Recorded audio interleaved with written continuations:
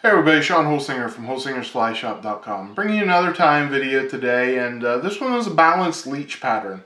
Really cool. I don't fish them that much, but I thought I would share with you the techniques on how to tie them. I'm not that big of a stillwater guy. This is traditionally a stillwater pattern. It can be fished in the river, no problem. But traditionally, this is for stillwater, like lakes and ponds and stuff like that. And it's meant to lay level in the water. It's meant to ride level. And it takes a little bit of experimenting with your bead where you need it to be. But, you know, pound it in, pull it out, whatever you need to do there to get it to balance it and level it out, and you'll be fine. Tie it in different colors, black, browns, olives, the standard ones, you know, the ones that always work for you, and especially your blacks, browns, your leech patterns.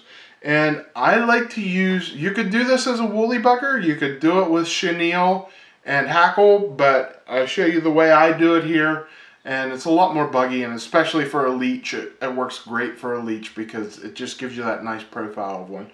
When it soaks up with water, it's got some action in it that just helps out. So here you go, guys. I'm going to show you a picture of it in the vise, or actually not in the vise, balanced and the way it will hang in the water, and then the material is to tie it.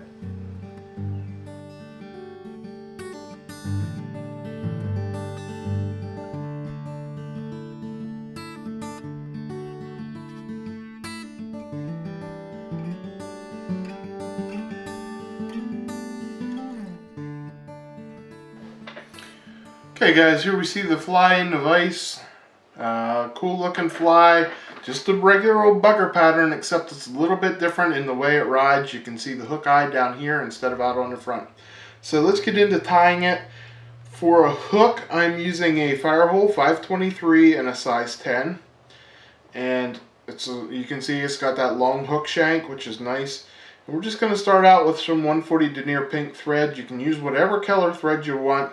But I'm going to be finishing this up with a pink hot spot, so I'm just going to start out with pink. Now, for the next part, I'm just going to take a regular old pin, you know, just that your wife or mom has in her pin cushion. I'm going to put a 3.5 millimeter tungsten bead on there, a gold one, and I'm just going to tie it down. I actually cut about a quarter of the length off of this one. And then I'm going to tie this down, and I'm going to tie it about a third of the way out over the end. Now what you can do here is, what we'll do is I'm just going to tie it down like that. I'm just going to do one half hitch on the end here. And we're going to see how well this balances. So just cut this off. You can do it with your thread really quickly. Just going to run the thread through the eye here. Double it over, and we can check, pop this out of the vise and we'll check to see how it balances. And there, you can see that balances pretty straight. That's a good spot for that. I like it. So I'm going to put it back in the vise like that. That is about a third, I would say. Oops, there we go. I would say about a third of the shank length out over the eye is about where you need to be, between a third and a half. And we'll just start this back on top again, and we're just going to cover that pin up. Now, I do want to go up here behind the bead, and I'm just going to lock that bead in place with some nice wraps. Okay. Next thing I'm going to do is I'm going to come back and I'm going to put the tail on. For a tail, we're just going to use some Marabou. I picked the end of the Marabou tips off here. So I'm just going to pinch them all together, and I want it to be about the length of the fly. Maybe a hair shorter, but don't go too long. Keep it proportionate, but you want it to be a little bit long. Give it some action in the water. And we'll just tie that down where I trimmed it off. Next, I'm going to use a piece of Krystal Flash in gold. I like the gold and the brown combo. Just shows up nice. I'm going to take one strand, fold it in half, tie it down on one side, and run it right down the side, back to the back. And then I'll just pull it over and run the other side down. So then I have down both sides, you can see nice and even there. And then I'll just pull it out the back and trim these off right past the longest tail fibers. Sorry.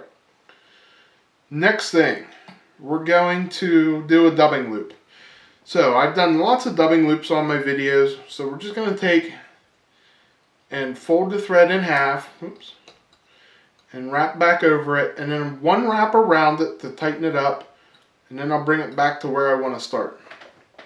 So now I got a loop in my thread here. You can see it there, and I'm going to put my dubbing twister in the end,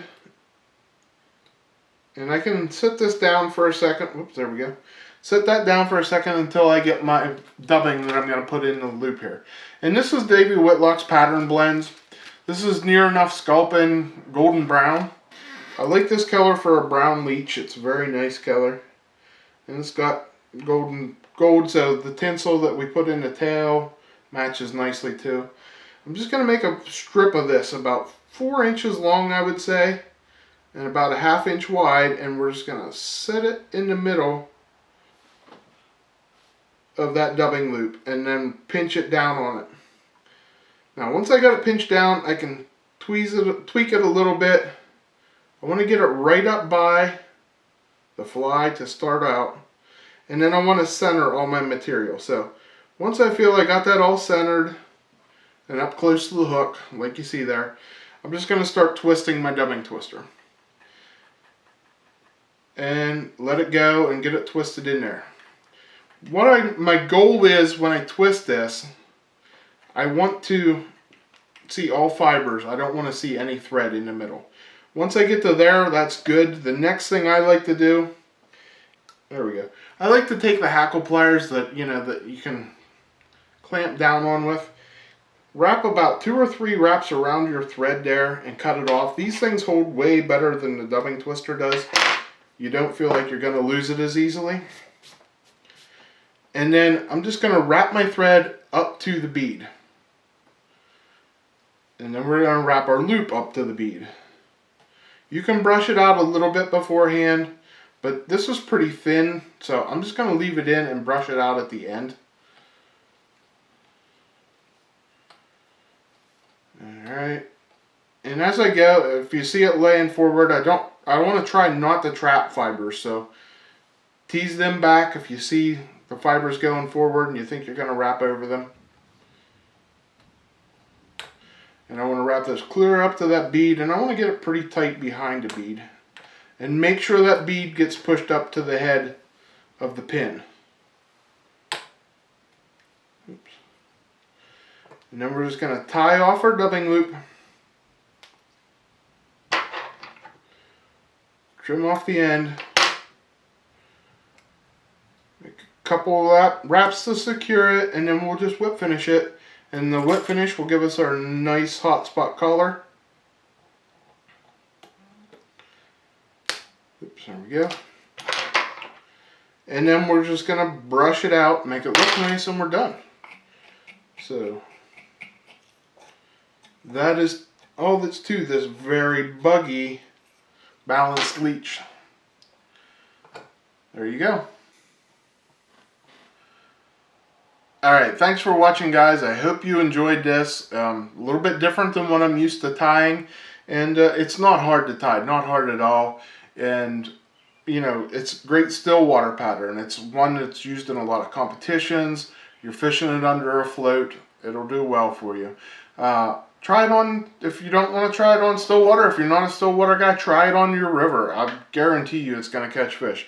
It's going to let you extend your body a little bit, which is another great thing. If you want to tie a little bit longer leech pattern, you can do that, and it's just a good way, a different way to tie. So hope you enjoyed this. Hope you enjoyed something different, a different kind of technique, different fly than you might be used to.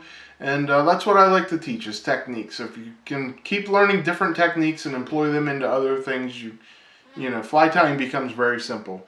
Don't be afraid to tie this in like white. Use it as a minnow. Any of your leech colors, your olives, really dark olives, blacks, browns, whatever. Experiment, have fun. That's what it's all about. So thanks for watching, guys. Until next week, When I bring you another tying video, you can find all the material to tie this one down below in the descriptions with links to our website. And until next week, when I bring you another one, I'm Sean Holsinger.